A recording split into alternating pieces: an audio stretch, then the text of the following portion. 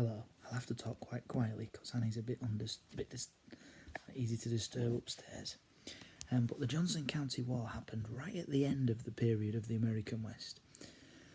And it was an example of conflict on the plains between homesteaders and cattle ranchers. Basically what was happening was the cattle ranchers in Wyoming had been able to put their cattle where they want and get huge profits. They were very wealthy because they'd been the open range, i.e. things hadn't been fenced off. So cattle would be branded depending on who owned them, and they'd have cowboys looking after the cattle, but they'd stay in the same place. It wasn't a cattle drive because this was getting towards the end of the period, but it was the open range. But homesteaders came to Johnson County. So Johnson County was in the state of Wyoming, which I suppose is a bit like Leeds being in West Yorkshire. Anyway, when the homesteaders came to Wyoming and claimed land, they would fence it off, and they would often fence off water resources because they needed that sort of thing, and it made the cattle ranchers resent them. There was also a problem with cattle rustling, as there was across the American West, and it was very easy for the cattle ranchers to blame the new homesteaders for cattle rustling even. So you've got a situation where the cattle ranchers are really annoyed at the homesteaders.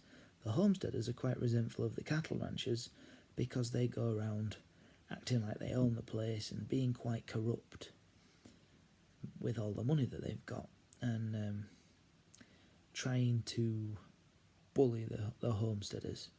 It all comes to a head when two people, whose names you will be able to see in the revision guide, but I can't think of Jim Averill and Ella Watson, I think. It doesn't matter what the name is, you don't need to know for the example. When two people living in a town in Johnson County are accused of cattle rustling and strung up or lynched without a trial by some of the cattle ranchers. Jim Averill was targeted because he'd written in a newspaper how cattle ranchers were just nothing but money grabbers or something to that effect.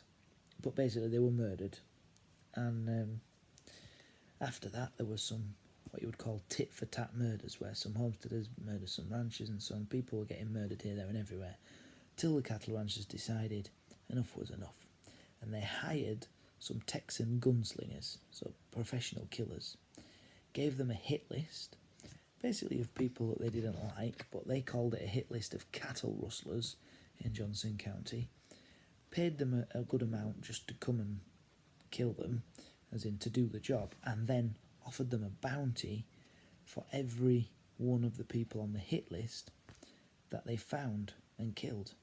This wasn't done in secret either. There was journalists along with this. It was an example of vigilantism, and it was an example of how law and order, even at the end of the period, was not really completely under control in the American West. Anyway, the first place they came to was somewhere called the Casey Ranch, and they had a fight with two of the people on the farm. These Texas gunmen invaded Johnson County on behalf of the cattle ranchers, came across this ranch. The two people in the ranch held them off for ages, but all the noise of the gunfight between these 50 Texan gunslingers and these two guys in the ranch, the KC Ranch it was called, drew attention to what was going on. And the people of Johnson County got their guns. The sheriff got the people out, rounded a posse up, and they came to fight the Texan gunslingers. There was only 50 of them, and they were completely outnumbered by the townspeople, ended up surrounded, and the army had to come to rescue the Texas gunslingers. So it was a whole big mess. I don't think you're going to get asked to describe the story, but if you have to mention it, the reason is because vigilantism, people taking the law into their own hands, conflict on the plains between cattle ranchers and homesteaders, and corruption, because ultimately what happened everybody knew what had happened. There was journalists there, as I said. The cattle ranchers were put on trial by the state, or by the county, Johnson County. And what the cattle ranchers did is they just put as many obstacles in the way of the trial as possible to make it delayed as long as possible, so it would cost fortunes to pay for the lawyers, because they reasoned that Johnson County would run out of money to pay for lawyers quicker than the cattle barons would run out of money because they were so rich. And that was right. Eventually Johnson County had to drop the charges, and the cattle barons got away with it completely. So it's about corruption as well in law and order.